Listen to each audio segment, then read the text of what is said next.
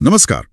आज हम देखने वाले हैं इंडियन पॉलिटी के एक बहुत ही महत्वपूर्ण टॉपिक, राज्य के नीति निर्देशक तत्व पर। जी, और ये विषय सभी प्रकार की परीक्षाओं के लिए बहुत ही महत्वपूर्ण है। बिल्कुल। तो आज हम इससे जुड़े कुछ वस्तुनिष्ठ प्रश्न और उनके उत्तरों को देखेंगे। चलिए शुरू करते हैं। चलिए। तो पहला सवाल है, भारतीय संविधान में राज्य के नीति निर्देशक तत्व ग्रहण किए गए हैं ब्रिटेन से, आयरलैंड से, पूर्व सोवियत संघ से या फिर फ्रांस से? इसका सही उत्तर है आयरलैंड से। आयरलैंड से? अच्छा जी, ये एक बहुत ही महत्वपूर्ण तथ्य है। इन तत्वों को हमारे संविधान के भाग 4 में जगह दी गई है। भाग 4 में, ठीक है। और ये अनुच्छेद 36 से 51 तक आते हैं।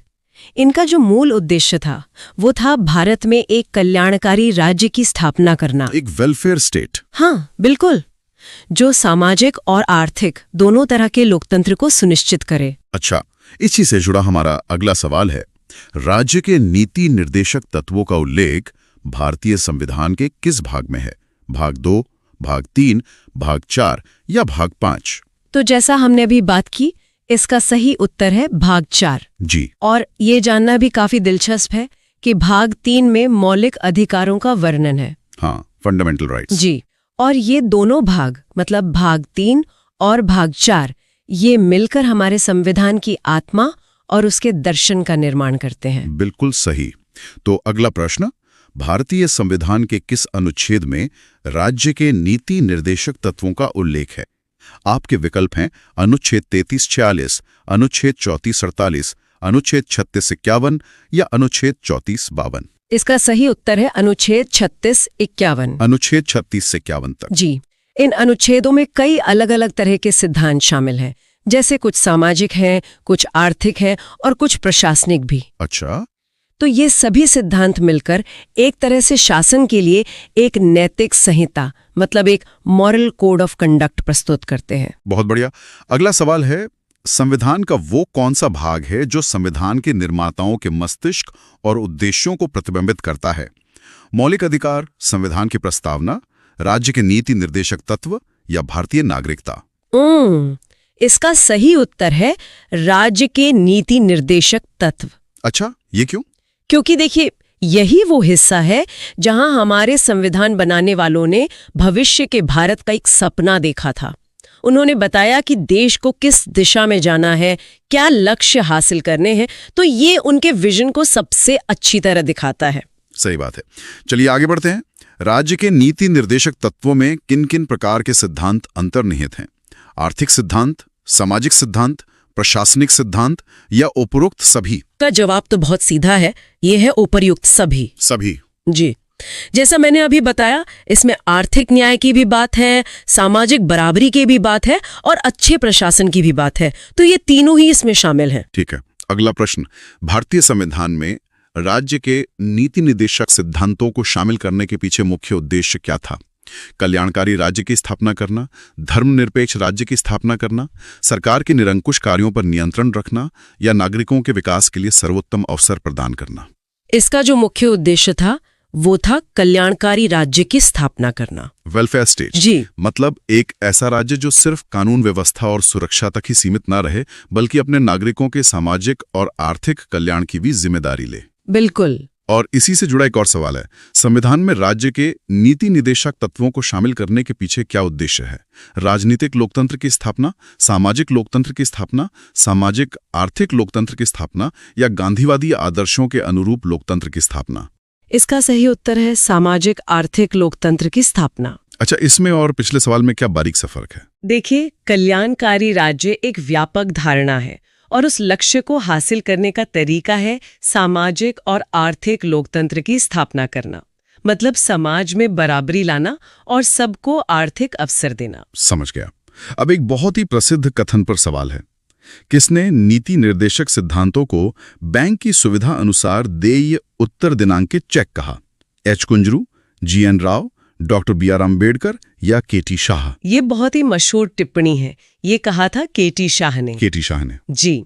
उनका ये कहने का मतलब था कि ये वादे तो बहुत अच्छे हैं, लेकिन सरकार इन्हें कब और कैसे पूरा करेगी ये पूरी तरह से उसकी सुविधा पर निर्भर करता है, क्योंकि ये कानूनी रूप से बाध्यकारी नहीं है। सही। अगला प्रश्न है, किस संवैधानिक संशोधन अधिनियम ने राज्य के नीति निर्देशक तत्वों को मौलिक अधिकारों की अपेक्षा अधिक प्रभावशाली बनाया? 42वां संवैधानिक संशोधन अधिनियम 1976, 43वां संवैधानिक संशोधन अधिनियम 1977, 44वां संवैधानिक संशोधन अधिनियम 1978 या 45वां संवैधानिक संशोधन अधिनियम 1980? इसका सही उत्तर है 42वां संवैधानिक संशोधन अधिनियम 1976। हाँ, इसे तो मिनी कॉन्स्टिट्यूशन भी कहते हैं। बिल्कुल। इस संशोधन के जरिए अनुच्छेद 31C का विस्तार किया गया और ये कहा गया कि कुछ नीति निर्देशक तत्वन को लागू करने के लिए अगर मौलिक अधिकारों अनुच्छेद 14 और 19 का उल्लंघन भी होता है तो उसे अवैध नहीं माना जाएगा। अच्छा, अब अगला सवाल, भारतीय संविधान का कौन सा अंग समाजवादी व्यवस्था स्थापित करने की प्रेरणा देता है? मूल अधिकार, मूल कर्तव्य, नीति निर्देशक तत्व या नागरिकता? समाजवादी व्यवस्था की प्रेरणा हमें मिलती है नीति निर्देशक तत्वों से। कैसे? क्योंकि इन्हीं में ये बातें कही गई हैं कि देश के संसाधनों का बंटवारा समाज के हित में हो, धन कुछ ही हाथों में जमा न हो और सबको समान काम के लिए समान वेतन मिले। ये सब समाजवादी सिद्धांत है। सही। और अब अगला प्रश्न, संविधान में कल्याणकारी राज्य का आदेश दिया जाता है 42वें संशोधन में, प्रस्तावना में, नीति निर्देशक तत्वों में या मूल अधिकारों में? कल्याणकारी राज्य का स्पष्ट आदेश दिया जाता है नीति निर्देशक तत्वों में। प्रस्तावना में भी तो हम कल्याण की बात करते हैं। जी, प्रस्तावना में विचार है, एक झलक है, लेकिन उसे हासिल करने का जो विस्तृत रोड मैप है, जो आदेश है, वो नीति निर्देशक तत्वों में ही दिया गया है, खासकर अनुच्छेद 38 में। बहुत अच्छा। अब एक बहुत ही बुनियादी सवाल पर आते हैं। नीति निर्देशक सिद्धांत हैं वादयोग्य, वादयोग्य नहीं, मौलिक अधिकार या उपरोक्त में से कोई नहीं? इसका सही उत्तर है ये वादयोग्य नहीं है। वादयोग्य नहीं यानी नॉन जस्टिशिएबल। जी।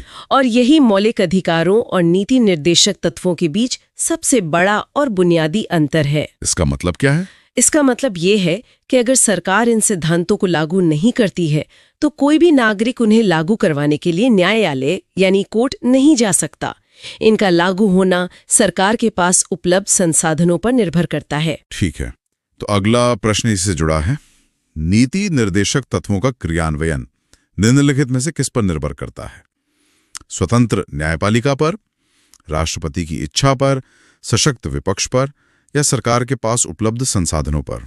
जैसा अभी हमने डिस्कस किया, इनका क्रियान्वयन निर्भर करता है सरकार के पास उपलब्ध संसाधनों पर। हाँ। संविधान निर्माताओं को ये पता था कि आजादी के समय देश के पास इतने संसाधन नहीं थे कि सबको नौकरी, शिक्षा और स्वास्थ्य की गारंटी दी जा सके। इसीलिए उन्होंने इसे सरकार की क्षमता पर छोड़ दिया। बिल्कुल। अगला सवाल भी इसी अंतर पर है। मूल अधिकार और राज्य के नीति निर्देशक तत्व में क्या अंतर है? राज्य के नीति निर्देशक तत्व बंधनकारी हैं जबकि मूल अधिकार नहीं। राज्य के नीति निर्देशक तत्व वादयोग्य हैं जबकि मूल अधिकार नहीं। मूल अधिकार वादयोग्य है जबकि राज्य के नीति निर्देशक तत्व नहीं, या उपरोक्त में से कोई नहीं? इसका सही उत्तर है कि मूल अधिकार वादयोग्य है जबकि राज्य के नीति निर्देशक तत्व नहीं। मतलब fundamental rights are justiciable but DPSPs are not. Exactly. आप अपने मौलिक अधिकारों के हनन पर सीधे सुप्रीम कोर्ट जा सकते हैं, लेकिन नीति निर्देशक तत्वों के लिए नहीं। ठीक है, तो अगला प्रश्न, मौलिक अधिकार एवं राज्य के नीति निर्देशक तत्वों के विषय में कौन सा कथन सही है? वे एक दूसरे के विरोधी हैं, वे एक दूसरे के पूरक हैं, उन दोनों में कोई अंतर नहीं है, या वे दोनों वादी योग्य हैं? इसका सही कथन है कि वे एक दूसरे के पूरक हैं। पूरक है मतलब कॉम्प्लीमेंट्री। जी। मिनर्वा मिल्स केस 1980 में सुप्रीम कोर्ट ने ये कहा था कि ये दोनों संविधान रूपी रथ के दो पहिए हैं, एक के बिना दूसरा अधूरा है, इनके बीच संतुलन बहुत जरूरी है। बहुत बढ़िया। अब अगला सवाल, एक कल्याणकारी राज्य के निर्देश आदर्श वर्णित हैं राज्य के नीति निर्देशक तत्वों में, मौलिक अधिकारों के अध्याय में, संविधान की 7वीं अनुसूची में या संविधान की प्रस्तावना में? ये सवाल थोड़ा अलग तरीके से पूछा गया है, पर जवाब वही है। ये वर्णित है राज्य के नीति निर्देशक तत्वों में। जी। इन्हीं में वो सारे निर्देश और आदर्श दिए गए हैं जो एक कल्याणकारी राज्य को बनाने के लिए जरूरी है। ठीक है, अगला प्रश्न है, नीति निर्देशक तत्वों को कार्यान्वित करने के लिए क्या मूल अधिकारों का हनन हो सकता है? हाँ, नहीं, कुछ का या विवादास्पद? इसका सही जवाब है कुछ का। अच्छा, ये कैसे? जैसा हमने 42nd संशोधन की बात की, अनुच्छेद 39B और 39C में दिए गए समाजवादी सिद्धांतों को लागू करने के लिए अनुच्छेद 14 और 19 में दिए गए मौलिक अधिकारों पर वरीयता दी जा सकती है। तो हाँ, कुछ अधिकारों का हनन हो सकता है। ओके, अब अगला सवाल। भारत के संविधान में अंतर्राष्ट्रीय सुरक्षा को प्रोत्साहन देना सन्निहित है। संविधान की प्रस्तावना में, राज्य की नीति निर्देशक तत्व में, मौलिक कर्तव्य में या नवम अनुसूची में? अंतर्राष्ट्रीय सुरक्षा को प्रोत्साहन देने की बात कही गई है राज्य के नीति निर्देशक तत्व में। किस अनुच्छेद में? ये है अनुच्छेद 51, जो इस भाग का अंतिम अनुच्छेद है। इसमें अंतर्राष्ट्रीय शांति और सुरक्षा को बढ़ावा देने की बात कही गई है। भारत की विदेश नीति का यह एक आधारभूत सिद्धांत है। बहुत खूब। अगला प्रश्न है, समान कार्य के लिए समान वेतन भारत के संविधान में सुनिश्चित किया गया। एक, मौलिक अधिकार है, मौलिक कर्तव्य है, आर्थिक अधिकार है या राज्य के नीति निर्देशक सिद्धांत का अंग है? ये राज्य के नीति निर्देशक सिद्धांत का अंग है। अच्छा, ये मौलिक अधिकार नहीं है? नहीं, ये सीधे तौर पर मौलिक अधिकार नहीं है। ये अनुच्छेद 39D में एक निर्देशक सिद्धांत के तौर पर दिया गया है। हालांकि सुप्रीम कोर्ट ने कई मामलों में इसे अनुच्छेद 14 और 16 के तहत मौलिक अधिकार का हिस्सा माना है। ठीक है। अब अगला सवाल, भारतीय संविधान के निम्नोक्त भागों में से किस एक में न्यायपालिका तथा कार्यपालिका के पार्थक्य का प्रावधान है? प्रस्तावना, मूल अधिकार, राज्य के नीति निर्देशक सिद्धांत या 7वीं तालिका? न्यायपालिका और कार्यपालिका तब पृथक्करण यानी separation of judiciary from executive, इसका प्रावधान है राज्य के नीति निर्देशक सिद्धांत में। अच्छा, और इसका अनुच्छेद कौन सा है? ये अनुच्छेद 50 में दिया गया है। ये एक स्वतंत्र और निष्पक्ष न्यायपालिका सुनिश्चित करने के लिए बहुत ही महत्वपूर्ण सिद्धांत है। बिल्कुल। चलिए अगले प्रश्न पर। भारतीय संविधान में राज्य के नीति निर्देशक सिद्धांतों को किस मुख्य कारण से सम्मिलित किया गया है? कल्याणकारी राज्य की स्थापना के लिए, धर्मनिरपेक्षता की स्थापना के लिए, सरकार की स्वेच्छाचारिता को रोकने के लिए या सरकार को विकास में आवश्यक अवसर प्रदान करने हेतु? देखिए, सारे विकल्प सही लग सकते हैं, लेकिन जो मुख्य कारण है वो है कल्याणकारी राज्य की स्थापना के लिए। जी। बाकी सब उद्देश्य इसी बड़े उद्देश्य के तहत आ जाते हैं। सही। अगला सवाल है, मूलभूत संविधान में कौन से भाग में राज्य लोक कल्याण की संकल्पना सम्मिलित की गई है? संविधान की प्रस्तावना में, संविधान की 3री अनुसूची में, संविधान की 4थी अनुसूची में या राज्य के नीति निर्देशक तत्व में? राज्य लोक कल्याण की संकल्पना ये सम्मिलित की गई है राज्य के नीति निर्देशक तत्व में। ठीक है। अनुच्छेद 38 स्पष्ट रूप से कहता है कि राज्य एक ऐसी सामाजिक व्यवस्था बनाएगा जिसमें सामाजिक, आर्थिक और राजनीतिक न्याय हो और जो लोक कल्याण को बढ़ावा दे। बहुत बढ़िया। अब अगला प्रश्न, संविधान का कौन सा अंश भारत के नागरिकों को आर्थिक न्याय प्रदान करने का संकेत करता है?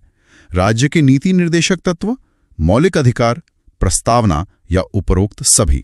आर्थिक न्याय प्रदान करने का सबसे स्पष्ट संकेत हमें मिलता है राज्य के नीति निर्देशक तत्व से। प्रस्तावना में भी तो आर्थिक न्याय की बात है। हाँ, प्रस्तावना में लक्ष्य बताया गया है, लेकिन उस लक्ष्य को कैसे प्राप्त करना है, मतलब धन का समान वितरण हो, समान काम के लिए समान वेतन हो, ये सारी बातें नीति निर्देशक तत्वों में ही है। ठीक है। अगला सवाल है, निम्नांकित में से कौन सा राज्य नीति का नीति निर्देशक सिद्धांत नहीं है? अंतर्राष्ट्रीय शांति को प्रोत्साहन, 14 वर्ष तक के बच्चों को निःशुल्क अनिवार्य शिक्षा प्रदान करना, गोवध निषेध या निजी संपत्ति की समाप्ति? इनमें से जो नीति निर्देशक सिद्धांत नहीं है वो है निजी संपत्ति की समाप्ति। अच्छा जी, संविधान निजी संपत्ति को खत्म करने की बात नहीं करता, बल्कि उसके संकेंद्रण को, मतलब कुछ ही हाथों में जमा होने से रोकने की बात करता है। बाकी तीनों सिद्धांत संविधान में है। समझ गया। अगला प्रश्न, राज्य के नीति निर्देशक तत्व नहीं है वैज्ञानिक मनोभाव के विकास का, पोषाहार के स्तर को ऊपर उठाने का, कमजोर श्रेणियों के आर्थिक हित को बढ़ाने का या कार्यपालिका से न्यायपालिका को अलग रखने का? इसमें से जो नीति निर्देशक तत्व नहीं है वो है वैज्ञानिक मनोभाव के विकास का। तो ये कहां पर है? ये एक मौलिक कर्तव्य है जो अनुच्छेद 51A में दिया गया है। बाकी तीनों नीति निर्देशक तत्व हैं। ठीक है। अगला सवाल, राज्य के नीति निर्देशक तत्वों में क्या शामिल है जो मूल अधिकार में नहीं है? अस्पृश्यता का उन्मूलन, आने जाने की स्वतंत्रता, धर्म की स्वतंत्रता या कुटीर उद्योग को प्रोत्साहन? इसका सही उत्तर है कुटीर उद्योग को प्रोत्साहन। और ये बाकी तीन? अस्पृश्यता का उन्मूलन, आने जाने की स्वतंत्रता और धर्म की स्वतंत्रता, ये तीनों मौलिक अधिकार हैं, जबकि कुटीर उद्योग को प्रोत्साहन देना अनुच्छेद 43 के तहत एक निर्देशक तत्व है। सही। अगला प्रश्न, किसी नीति निर्देशक सिद्धांत को प्रायः समाजवादी माना जाता है। ग्राम पंचायतों की स्थापना, गोवध पर प्रतिबंध, अंतर्राष्ट्रीय शांति एवं सुरक्षा को प्रोत्साहन या आय की असमानताओं को कम से कम करना?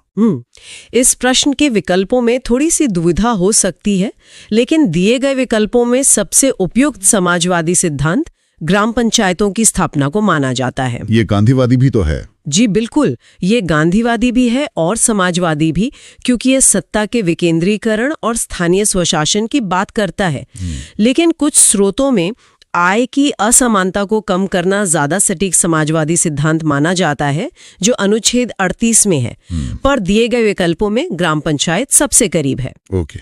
अगला प्रश्न, निम्नलिखित निर्देशक सिद्धांतों में से वह सिद्धांत कौन सा है जिसे गांधीवादी सिद्धांत कहा जाता है?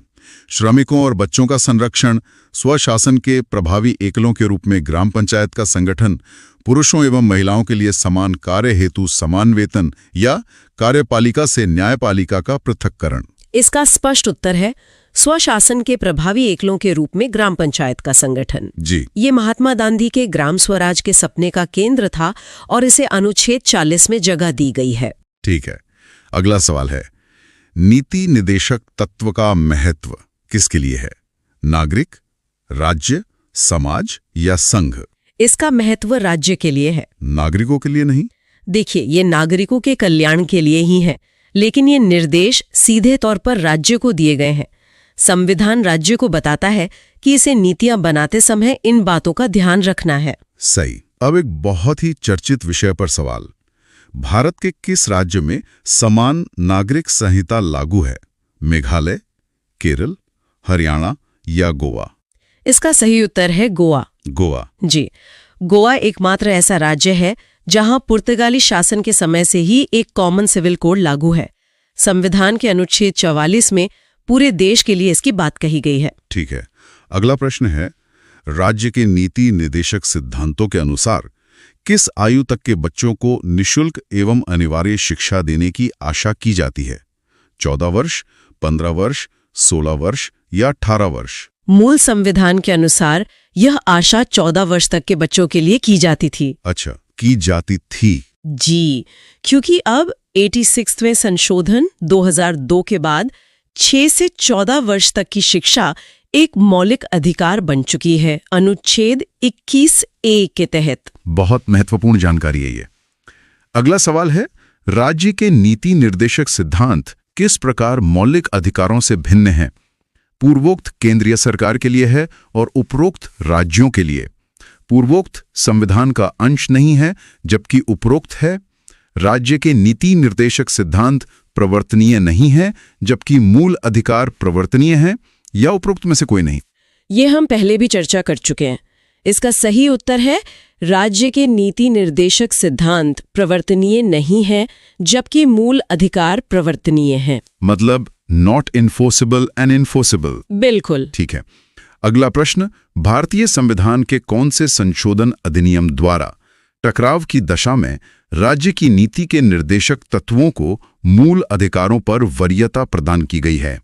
26वां, 42वां, 44वां या 52वां? इसका उत्तर है 42वां संशोधन। 40 सेकंड। जी, 1976 में हुए इस संशोधन ने अनुच्छेद 39B और C को लागू करने के लिए मूल अधिकारों पर वरीयता दी थी।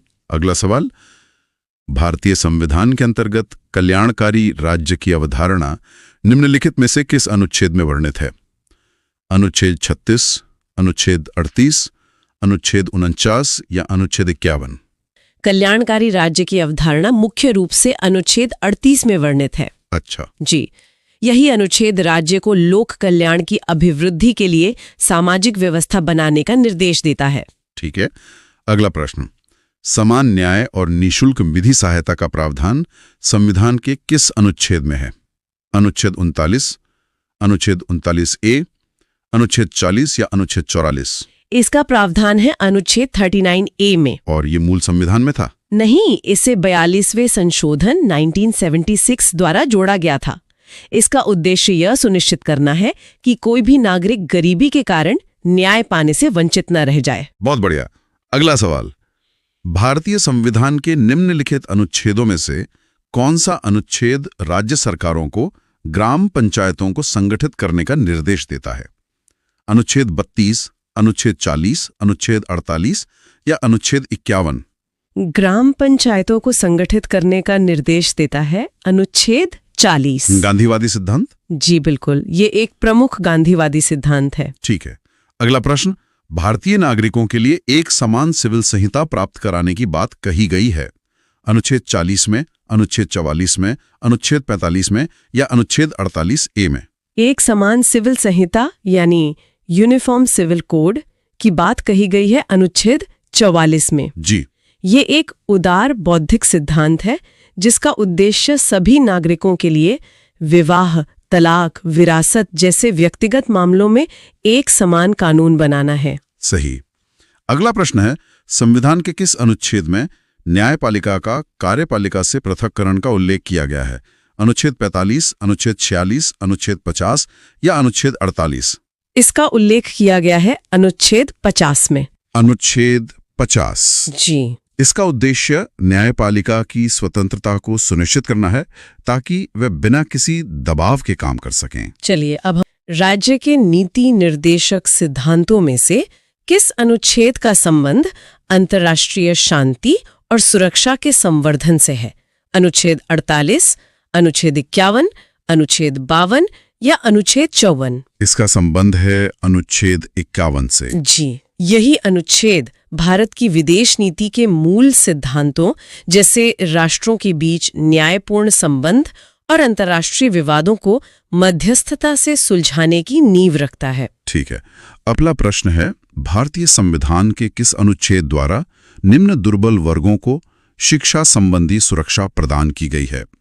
अनुच्छेद 45, अनुच्छेद 46, अनुच्छेद 47 या अनुच्छेद 48? दुर्बल वर्गों विशेषकर अनुसूचित जाति और जनजाति के शिक्षा और आर्थिक हितों की सुरक्षा का प्रावधान अनुच्छेद 46 में किया गया है। अच्छा। जी, यह सामाजिक न्याय सुनिश्चित करने की दिशा में एक बहुत महत्वपूर्ण कदम है। अगला प्रश्न, काम करने के अधिकार को राज्य के नीति निर्देशक तत्वों में निम्नलिखित में से किस अनुच्छेद के अंतर्गत रखा गया है?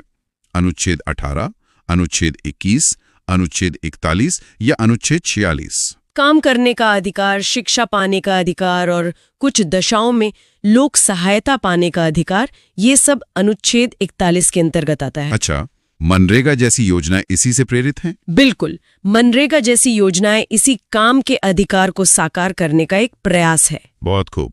अब अगला सवाल, इनमें से कौन राज्य के नीति निदेशक सिद्धांतों में सम्मिलित नहीं है? मद्य निषेध, काम का अधिकार, समान कार्य हेतु समान वेतन या सूचना का अधिकार? इनमें से जो सम्मिलित नहीं है वो है सूचना का अधिकार। Right to information. जी, ये एक कानूनी अधिकार है जिसे 2005 के अधिनियम से लागू किया गया। सुप्रीम कोर्ट ने इसे अनुच्छेद 19 के तहत मौलिक अधिकार का हिस्सा भी माना है। बाकी तीनों निर्देशक सिद्धांतों में शामिल है। ठीक है। निम्नलिखित में से कौन सा एक 42वें संशोधन द्वारा नीति निर्देशक तत्वों में नहीं जोड़ा गया? शोषण से युवाओं तथा बच्चों की सुरक्षा, समान न्याय तथा निःशुल्क कानूनी सलाह, सभी नागरिकों के लिए समान आचार संहिता या उद्योगों के प्रबंधन में श्रमिकों की भागीदारी?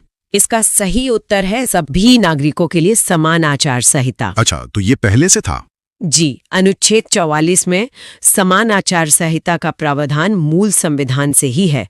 बाकी तीनों को 42वें संशोधन द्वारा जोड़ा गया था। अच्छा, अब सेकेंड लास्ट प्रश्न। भारत के कल्याणकारी राज्य होने का विचार पाया जाता है संविधान की प्रस्तावना में, मौलिक अधिकारों में, नीति निर्देशक तत्वों में या ए और सी दोनों में? इसका विचार ए और सी दोनों में पाया जाता है। प्रस्तावना और नीति निर्देशक तत्व दोनों में। जी, प्रस्तावना में इसका विचार एक बीज के रूप में है और नीति निर्देशक तत्वों में उस विचार को एक विस्तृत रूप दिया गया है, तो दोनों ही सही हैं। और अब आज का आखिरी सवाल, शराबबंदी संविधान की किस धारा में निर्देशित है? धारा 47, धारा 37, धारा 50 या धारा 48? शराबबंदी का निर्देश मतलब मादक पेयों के उपभोग पर रोक लगाने का प्रयास, ये धारा 47 में निर्देशित है। धारा 47। जी, ये स्वास्थ्य को बेहतर बनाने के राज्य के कर्तव्य का हिस्सा है। तो आज हमने देखा राज्य के नीति निर्देशक तत्व के सभी महत्वपूर्ण प्रश्न। ये सिद्धांत वाकई हमारे संविधान निर्माताओं के सपनों के भारत की एक झलक देते हैं। बिल्कुल, ये सिर्फ कानूनी प्रावधान नहीं बल्कि एक नैतिक दिशा निर्देश है। जाने से पहले श्रोताओं के लिए एक सवाल, नीति निर्देशक तत्वों में वर्णित ग्राम पंचायतों का संगठन का सिद्धांत किस महान भारतीय नेता के विचारों से मुख्य रूप से प्रेरित हैं? अपना उत्तर नीचे कमेंट्स में जरूर बताएं। जरूर बताएं। अगर ये चर्चा अच्छी लगी हो तो वीडियो को लाइक करें, शेयर करें और चैनल को सब्सक्राइब कर लें। आज के लिए इतना ही। बहुत जल्द मिलते हैं एक नए विषय के साथ। नमस्कार। नमस्कार।